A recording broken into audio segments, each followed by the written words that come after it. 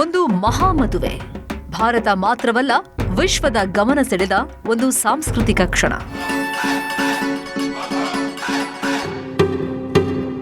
ಅನಂತ್ ಅಂಬಾನಿ ಮತ್ತು ರಾಧಿಕಾ ಮರ್ಚೆಂಟ್ ಜೊತೆಯಾಗಿ ಬಾಳಲು ನಿರ್ಧರಿಸಿದಾಗ ಅದು ಅಪರೂಪದಲ್ಲಿ ಅಪರೂಪದ ಪ್ರೇಮ ಅಂತ ಇಡೀ ಜಗತ್ತು ಮಂತ್ರಮುಗ್ಧವಾಗಿ ನೋಡ್ತಾ ಇತ್ತು.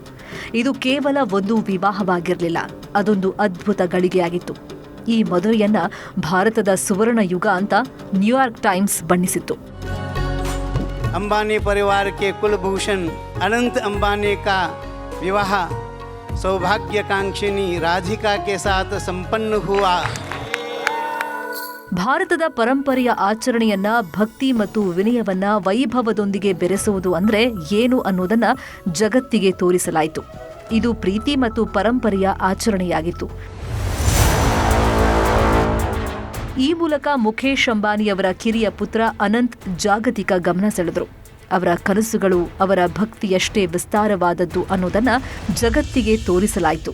सनातन ने मुझे बहुत प्रेरणा दी. आप अगर देखोगे तो हमारे रिलीजियस हैं जी, भगवान जो भी है, भगवान के कारण हम सब हैं. ಅನಂತ್ ರಾಧಿಕಾ ಪ್ರೇಮ ಕಥೆಗೆ ಕಳೆದ ವರ್ಷ ಜುಲೈನಲ್ಲಿ ವಿವಾಹದ ಮುದ್ರೆ ಒತ್ತಲಾಯಿತು. ಈ ಜೋಡಿ ಮೊದಲ ಭೇಟಿಯಲ್ಲೇ ಒಟ್ಟಾಗಿರಲು ನಿರ್ಧರಿಸಿತ್ತು. Like my brother-in-law says that when he used to see my sister, he had volcanoes and fountains going up in his heart.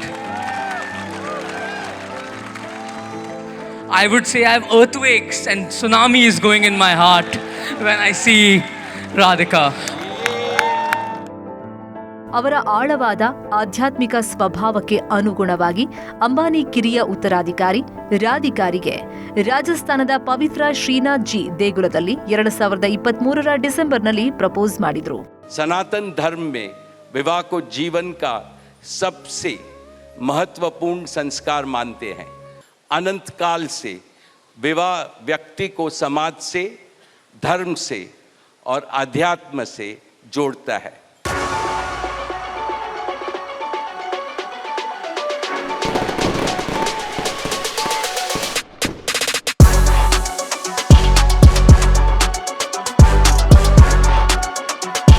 July 12, 2024ರಂದು ಮದುವೆ ದಿನಾಂಕ ನಿಗದಿಪಡಿಸಲಾಗಿತ್ತು. ಇದರೊಂದಿಗೆ ವಿಶ್ವದ ಆತಿಥ್ಯ ವಹಿಸುವ ಭವ್ಯ ಕಾರ್ಯಕ್ರಮವನ್ನ ಎಚ್ಚರಿಕೆಯಿಂದ ಆಯೋಜಿಸಲಾಗಿತ್ತು. ಉತ್ಸವಗಳು ಅನಂತ್ ಅವರು ಸೇವೆ ಅಂತ ಕರೆಯೋದ್ರೊಂದಿಗೆ ಆರಂಭವಾದವು. ವನ್ಯಜೀವಿ ರಕ್ಷಣೆಗಾಗಿ ಅವರ ಜೀವಮಾನದ ಧ್ಯೇಯವಾದ ವಂತರ ಕೂಡ ಅನಾವರಣವಾಯಿತು. This was my giving back to society. I started off small and then, as my grandfather said, dare to dream. So I dreamt and then I made it a reality. People ask me, when did Anand start Vantara? I don't think there's any start date. It's always just been in his heart. I've had the privilege of watching Anand and his team pour their hearts and souls into making this vision a reality. Anand, I will never be able to express how proud I am of you.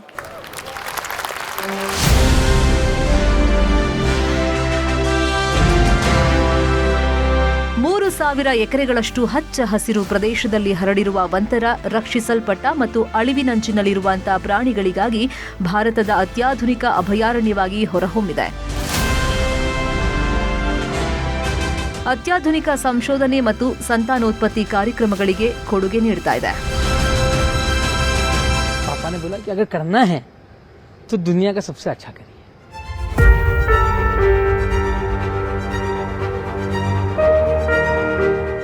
Reliance ಗ್ರೀನ್ಸ್ನಲ್ಲಿ 3 ದಿನಗಳ ವಿವಾಹ ಪೂರ್ವ ಆಚರಣೆಗೆ ಆಗಮಿಸಿದ 1200ಕ್ಕೂ ಹೆಚ್ಚು ಗಣ್ಯರಿಗೆ ಅನಂತ್ ಆತಿಥ್ಯ ವಹಿಸಿದ್ರು. ಅತಿಥಿಗಳ ಪಟ್ಟಿಯು ಅನಂತ್ ಅವರ ಜಾಗತಿಕ ಸ್ಥಾನಮಾನಕ್ಕೆ ಸಾಕ್ಷಿಯಾಯಿತು. ಸಿಇಒಗಳು, ವಿಶ್ವ ನಾಯಕರು ಮತ್ತು ಪ್ರತಿಯೊಂದು ಕ್ಷೇತ್ರದಿಂದ ಬಂದ ಗಣ್ಯರ ದೃಷ್ಟಿಕೋನದಿಂದ ಸಿದ್ಧತೆ ಮಾಡಲಾಗಿತ್ತು.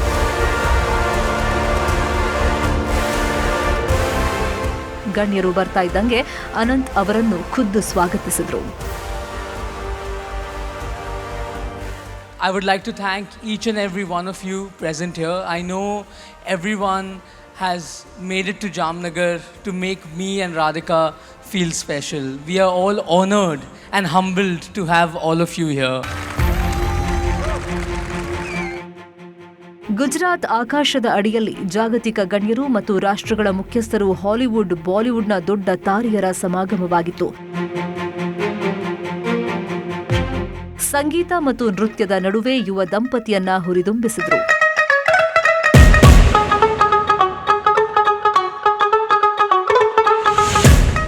ಡಜನ್ಗಟ್ಟೆ ಶೆಫ್ಗಳು ಸೊಗಸಾದ ಔತಣಕೂಟಗಳನ್ನು ಆಯೋಜಿಸಿದ್ರು.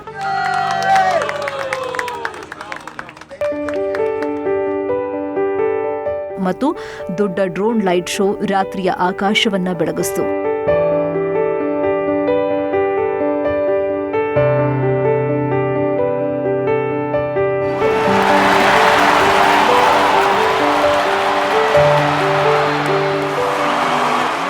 ವಿವಾಹ ಪೂರ್ವದ ಪ್ರಮುಖ ಅಂಶ ಅಂದ್ರೆ ಪಾಪ್ ಐಕಾನ್ ರಿಹಾನ್ನ ಅವರ ಖಾಸಗಿ ಸಂಗೀತ ಕಚೇರಿ.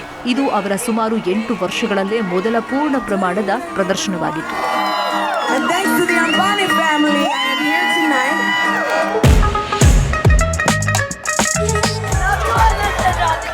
होएगी रिहाना, होएगी बियॉन्से. साथ ही हाय रिहाना, हाय बियॉन्से.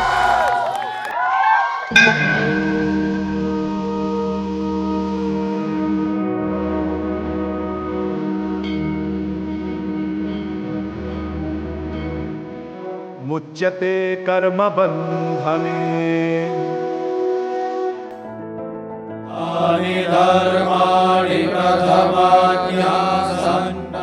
ಆದರೂ ವಿವಾಹ ಪೂರ್ವ ಕಾರ್ಯಕ್ರಮದಲ್ಲಿ ಭಾರತದ ಪ್ರಮುಖ ಮೌಲ್ಯಗಳಾದ ಭಕ್ತಿ ಮತ್ತು ಸೇವೆಯನ್ನ ಕಡೆಗಣಿಸಲಿಲ್ಲ.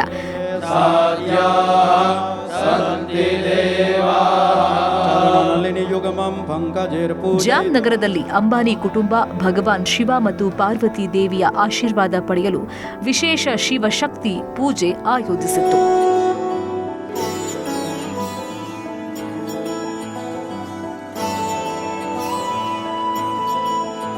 ದಶಕಗಳಿಂದ ಅವರು ಪಾಲಿಸಿಕೊಂಡು ಬಂದಂತೆ ಸ್ಥಳೀಯ ಸಮುದಾಯಕ್ಕೆ ಗೌರವ ಸಲ್ಲಿಸುವ ಸಲುವಾಗಿ ಸ್ಥಳೀಯ 51,000 ಜನರಿಗೆ ಊಟದ ವ್ಯವಸ್ಥೆ ಮಾಡಲಾಗಿತ್ತು. मेरे दादी जामनगर के रहवासी है और मैं शादी इसीलिए कर रहा हूँ क्योंकि उनका घर यहाँ है और हमारा भी, हम गुजरात के हैं.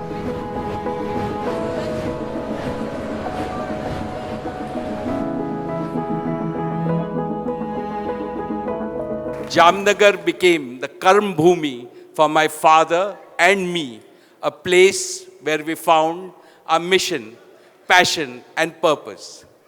Jamnagar was a totally barren land. It was a desert 30 years ago. What you see now is the realization of Dhirubhai's dream. Reliance ಫೌಂಡೇಶನ್ನಲ್ಲಿ Ananth ಕೂಡ ಕಾರ್ಯನಿರ್ವಾಹಕ ನಿರ್ದೇಶಕರಾಗಿದ್ದು ಒಂದು ಹೃದಯ ಸ್ಪರ್ಶಿ ಕಾರ್ಯವನ್ನ ಆಯೋಜಿಸಿದ್ರು. ರಿಲಯನ್ಸ್ ಟೌನ್ಶಿಪ್ನಲ್ಲಿ 50 ಬಡ ದಂಪತಿ ಜೋಡಿಗೆ ಸಾಮೂಹಿಕ ವಿವಾಹ ಆಯೋಜಿಸಲಾಗಿತ್ತು. ಖುದ್ದು ಅಂಬಾನಿ ಕುಟುಂಬವೇ ಮದುವೆ ಉಡುಪುಗಳು, ಆಭರಣಗಳು ಮತ್ತು ಸಾಂಪ್ರದಾಯಿಕ ಆಚರಣೆಗಳಿಂದ ಹಿಡಿದು ಪ್ರತಿಯೊಂದನ್ನು ವ್ಯವಸ್ಥೆಗೊಳಿಸಿದ್ರು.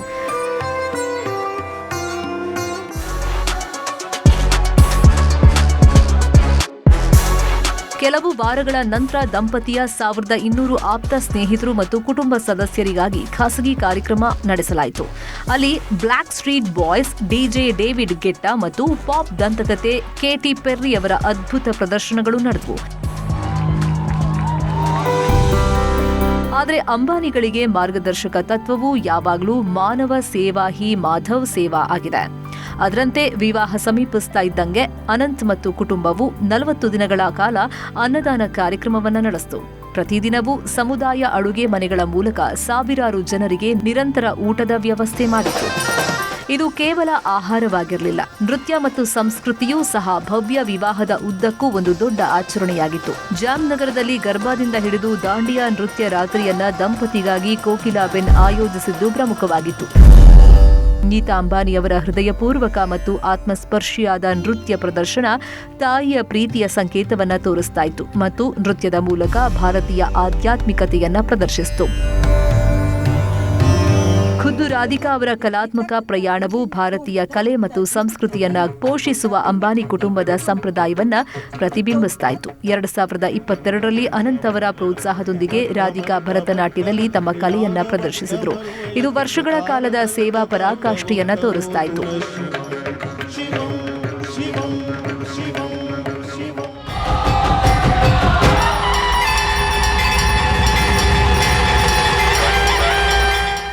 ಆರು ದಿನಗಳ ಕಾಲ ಹಲವು ಸ್ಥಳಗಳಲ್ಲಿ ಪ್ರಮುಖ ವಿವಾಹ ಕಾರ್ಯಕ್ರಮಗಳು ಆರಂಭವಾದಾಗ ಅಂಬಾನಿ ಮತ್ತು ಮರ್ಚೆಂಟ್ ಕುಟುಂಬಗಳು ಸಾಂಪ್ರದಾಯಿಕ ಸಮಾರಂಭಗಳಲ್ಲಿ ಮುಳುಗಿದ್ರು. ಆಚರಣೆಗಳಲ್ಲಿ ತಮ್ಮನ್ನ ತಾವು ತೊಡಗಿಸಿಕೊಂಡಿದ್ರು.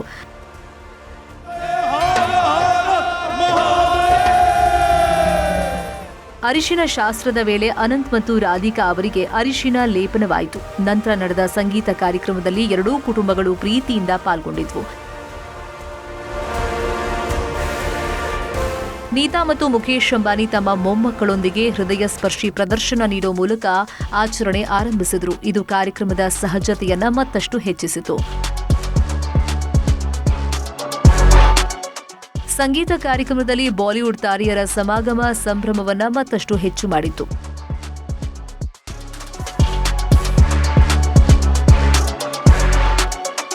ನಂತರ ಅನಂತ್ ಅವರ ಭವ್ಯವಾದ ಬರಾತ್ ನಿಜವಾದ ರಾಜ ಮನೆತನದ ಶೈಲಿಯಲ್ಲಿ ಹೊರಟಿತು.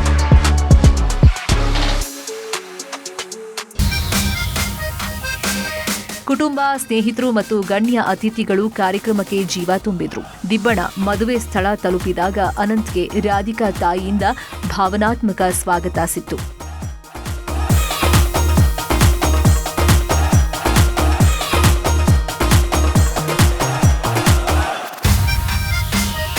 ಅವರನ್ನ ಆಕರ್ಷಕ ನೃತ್ಯದ ಮೂಲಕ ಬರಮಾಡಿಕೊಳ್ಳಲಾಯಿತು. ಮುಂಬೈನ ಬೀದಿಗಳು ಹೊಳೆಯುವ ರೀತಿಯೇ ವಿವಾಹದ ಸ್ಥಳವೂ ಹೊಳಿತಾಯಿತು. ಸ್ಥಳದಲ್ಲಿ ನೆರೆದಿದ್ದ ಅತಿಥಿಗಳ ಪಟ್ಟಿಯು ಜಾಗತಿಕ ಹಾಲ್ ಆಫ್ ಫೇಮ್ನಂತಿತ್ತು. ವಿವಾಹವು ಜಗತ್ತನ್ನ ಭಾರತಕ್ಕೆ ಮತ್ತು ಭಾರತವನ್ನು ಜಗತ್ತಿಗೆ ಪರಿಚಯಿಸುವಂತಿತ್ತು. ಮದುವೆ ಹಾಲ್ನಲ್ಲಿ ವಿಶ್ವದ ಗಣ್ಯರ ಸಮಾಗಮವಾಗಿತ್ತು. ಬ್ರಿಟನ್ನ ಮಾಜಿ ಪ್ರಧಾನಮಂತ್ರಿಗಳಾದ ಟೋನಿ ಬ್ಲೇರ್, ಬೋರಿಸ್ ಜಾನ್ಸನ್ ಅವರಿಂದ ಹಿಡಿದು ಯುಎಸ್ನ ಮಾಜಿ ರಾಜ್ಯ ಕಾರ್ಯದರ್ಶಿ ಜಾನ್ ಕೆರ್ರಿ ಮತ್ತು ಸ್ಯಾಮ್ಸಂಗ್ ಸಿಇಒ ಹ್ಯಾನ್ ಜಾಂಗ್ ಹಿ ಅವರವರೆಗೆ ಜಾಗತಿಕ ಗಣ್ಯರೊಂದಿಗೆ ಬೆರೆತಾಗ ಅನಂತ್ ಅವರ ವರ್ಚಸ್ಸು ಎಂಥದ್ದು ಅನ್ನೋದು ಸಂಪೂರ್ಣವಾಗಿ ಗೋಚರಿಸಿತು.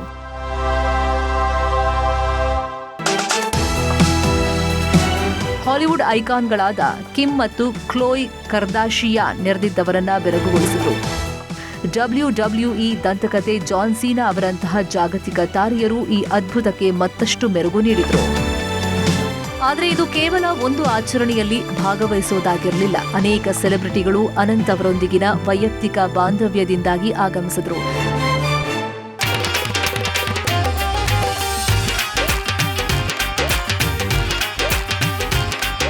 ಅವರ ನಿಷ್ಠೆ ಮತ್ತು ಆತ್ಮೀಯತೆ ಶಾಶ್ವತ ಸ್ನೇಹವನ್ನ ಸಂಪಾದಿಸಿದೆ. ಮುಂಬೈನ ಹೃದಯ ಭಾಗದಲ್ಲಿ ನಡೆದ ವಿವಾಹವು ನಿಜವಾದ ಜಾಗತಿಕ ಸಂಗಮವಾಗಿತ್ತು. ಭಾರತೀಯ ವಿವಾಹವನ್ನ ಗೌರವಿಸಲು ಇಷ್ಟೊಂದು ವೈವಿಧ್ಯಮಯ ಗಣ್ಯರು ಒಂದೆಡೆ ಸೇರಿದ್ದ ದೃಶ್ಯ ಅಭೂತಪೂರ್ವವಾಗಿತ್ತು.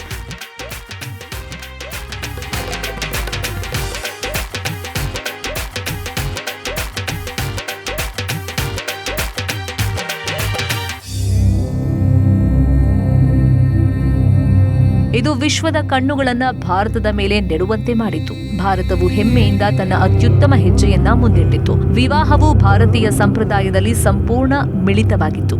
ಅಲ್ಲದೆ ಕಾರ್ಯಕ್ರಮ ನಡೆದ ಜಿಯೋ ವರ್ಲ್ಡ್ ಸೆಂಟರ್ ಕಾಶಿಯ ರೀತಿ ರೂಪಾಂತರಗೊಂಡಿತ್ತು.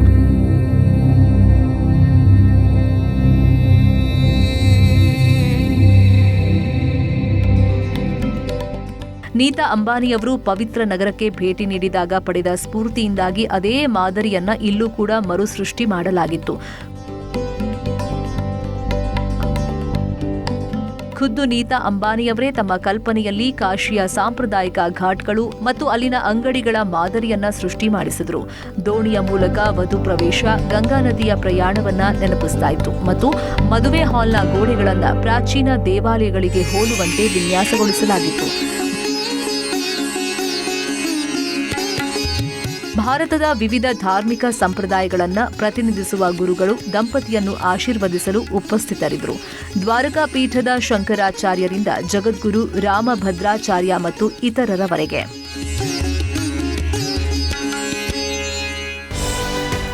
ಧರಿಸಿದ್ದ ಉಡುಪಿನಲ್ಲೂ ಭಾರತೀಯತೆ ಎದ್ದು ಕಾಣ್ತಾ ಇತ್ತು. ರಾಷ್ಟ್ರದ ವೈವಿಧ್ಯಮಯ ಪರಂಪರೆಗೆ ಸಾಂಸ್ಕೃತಿಕ ಗೌರವ ಅರ್ಪಿಸಲಾಗಿತ್ತು. ಅನಂತ್ ಅವರು ಧರಿಸಿದ್ದ ಶೇರ್ವಾನಿ ಅವರ ಅಜ್ಜ ದಿವಂಗತ ಧೀರೂಭಾಯಿ ಅವರನ್ನ ನೆನೆಯುವಂತೆ ಮಾಡಿತ್ತು.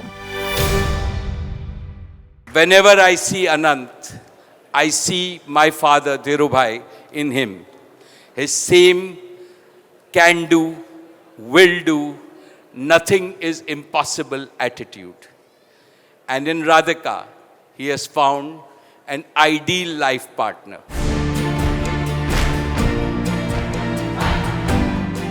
ವಿವಾಹ ಸಮಾರಂಭವು ಪಾವಿತ್ರ್ಯತೆ ಮತ್ತು ಸಂತೋಷದಿಂದ ಕೂಡಿತ್ತು.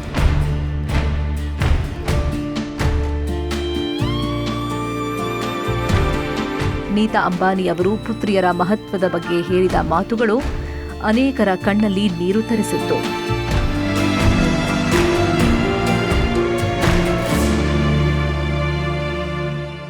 स्त्री पूजनीय है, वो जननी है, वो अन्नपूर्णा है, वो सुख, समृद्धि और ऐश्वर्य लाती है. इसलिए हम धरती को माँ कहते हैं, नदिया को माँ कहते हैं और भारत को भी भारत माँ कहते हैं. ಭಾರತದಲ್ಲಿ ಯಾವುದೇ ಕಾರ್ಯ ಅಂದರೆ ವಿಶೇಷವಾಗಿ ಮದುವೆಯಂತಹ ಪವಿತ್ರ ಕಾರ್ಯಗಳು ಪೂರ್ವಜರ ಆಶೀರ್ವಾದ ಪಡೆಯದೆ ಪೂರ್ಣಗೊಳ್ಳುವುದಿಲ್ಲ. ಪ್ರಧಾನಮಂತ್ರಿಗಳು ಮದುವೆ ಸಮಾರಂಭಕ್ಕೆ ಹಾಜರಾಗಿದ್ದು ವಿಶೇಷವಾಗಿತ್ತು. ಭವ್ಯ ಸ್ವಾಗತದೊಂದಿಗೆ ಪ್ರಧಾನಿ ನರೇಂದ್ರ ಮೋದಿ ಆಗಮಿಸಿದರು. ದಂಪತಿಯನ್ನ ಆಶೀರ್ವದಿಸಿ ಕೆಲ ಸಮಯ ಮದುವೆ ಮಂಟಪದಲ್ಲೇ ಕಳೆದರು. ಪ್ರಧಾನಿಯವರ ಉಪಸ್ಥಿತಿ ಕೇವಲ ಸಾಂಪ್ರದಾಯಿಕ ಅಥವಾ ವೈಯಕ್ತಿಕವಾಗಿರಲಿಲ್ಲ.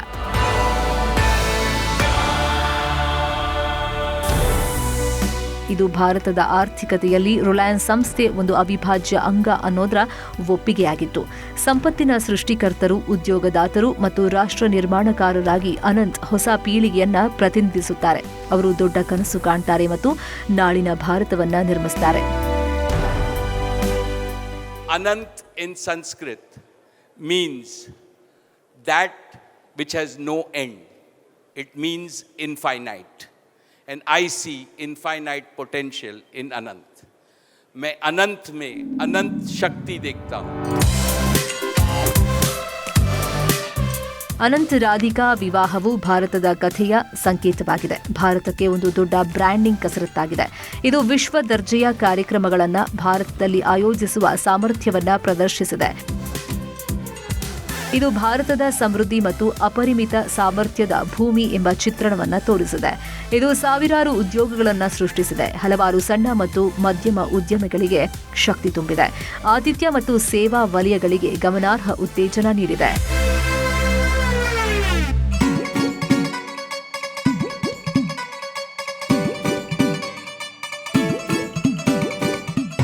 ಮದುವೆ ಆಚರಣೆಗಳು ಮುಗಿದ ನಂತರ ಜಿಯೋ ವರ್ಲ್ಡ್ ಸೆಂಟರ್ನಲ್ಲಿ ಭವ್ಯವಾದ ಮಂಗಳ ಉತ್ಸವ ಆಯೋಜನೆ ಮಾಡಲಾಗಿತ್ತು.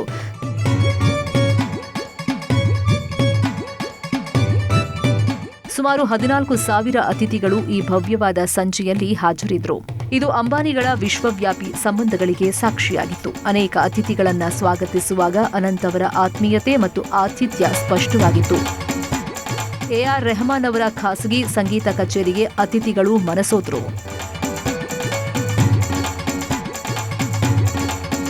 ಆಚರಣೆಗಳ ನಡುವೆಯೂ ಅಂಬಾನಿ ಕುಟುಂಬವು ಇಡೀ ಕಾರ್ಯಕ್ರಮವನ್ನು ಯಶಸ್ವಿಗೊಳಿಸಿದವರಿಗೆ ಧನ್ಯವಾದ ಹೇಳೋಕೆ ಮರೆಯಲಿಲ್ಲ. ಸಮಾರೋಪದಲ್ಲಿ ತೆರೆಮರೆಯಲ್ಲಿ ದಣಿವರಿಯದೆ ಕೆಲಸ ಮಾಡಿದ ಸಾವಿರಾರು ಸಿಬ್ಬಂದಿ ಸದಸ್ಯರು, ಕುಶಲಕರ್ಮಿಗಳು ಮತ್ತು ಸೇವಾ ಪೂರೈಕೆದಾರರಿಗೆ ವಿಶೇಷ ಕೃತಜ್ಞತಾ ಕಾರ್ಯಕ್ರಮದ ಮೂಲಕ ಗೌರವ ಸಲ್ಲಿಸಿತು.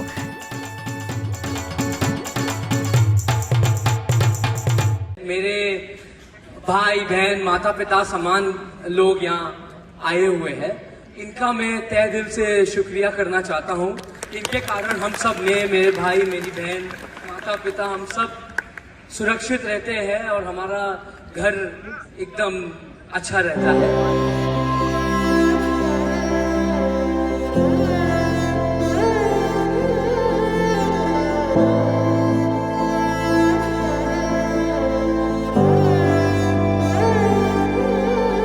ಸಾಂಪ್ರದಾಯಿಕ ರೀತಿಯಲ್ಲಿ ಅವರ ಹೆಜ್ಜೆಗಳಿಗೆ ಮಾರ್ಗದರ್ಶನ ನೀಡಿದಂತೆ ಅನಂತ್ ಮತ್ತು ರಾಧಿಕಾ ಅವರನ್ನ ತಮ್ಮ ಮನೆಗೆ ಸ್ವಾಗತಿಸಲಾಯಿತು.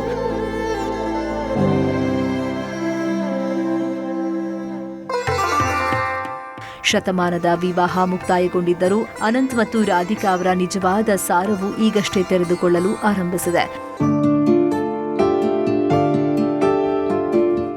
ವಿವಾಹದ ನಂತರ ದಂಪತಿಗೆ ದೊಡ್ಡ ಮೈಲುಗಲ್ಲುಗಳಲ್ಲಿ ವಂತರಾದ ಔಪಚಾರಿಕ ಉದ್ಘಾಟನೆಯೂ ಒಂದಾಗಿತ್ತು. ಈ ಕಾರ್ಯಕ್ರಮದಲ್ಲಿ ಪ್ರಧಾನಿ ಮೋದಿ ಸ್ವತಃ ವಂತರಾಗೆ ಆಗಮಿಸಿ ಅನಂತ್ ಅವರೊಂದಿಗೆ ಪ್ರವಾಸ ಮಾಡಿದ್ರು. ಅನಂತ್ ಅವರಲ್ಲಿ ಸೇವೆಯ ಪರಿಕಲ್ಪನೆ ಅಂತರ್ಗತಗೊಂಡಿದೆ.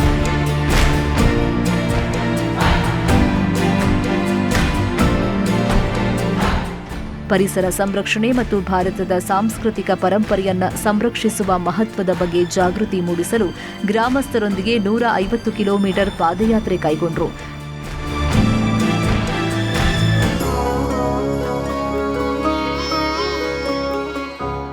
ಪ್ರಯಾಗ್ರಾಜ್ನಲ್ಲಿ ಕುಂಭಮೇಳದ ವೇಳೆ ಅನಂತ್ ರಿಲಯನ್ಸ್ ಫೌಂಡೇಶನ್ ಯಾತ್ರಾರ್ಥಿಗಳಿಗೆ ರೆಡ್ ಕಾರ್ಪೆಟ್ ಹಾಸಿತು. ಈ ಮೂಲಕ ಜನಸೇವೆಯಲ್ಲಿ ತೊಡಗಿಕೊಂಡರು.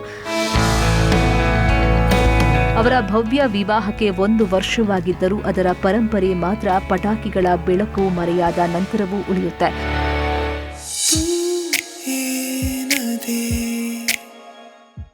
ಪ್ರತಿಯೊಂದು ಅರ್ಥದಲ್ಲೂ ಈ ಎರಡೂ ಆತ್ಮಗಳ ವಿವಾಹವನ್ನ ಭಾರತ ಆಚರಿಸಿದಾಗ ಇಡೀ ಜಗತ್ತು ಸಹ ಆಚರಿಸುತ್ತದೆ ಅನ್ನೋದು ಹೆಮ್ಮೆ.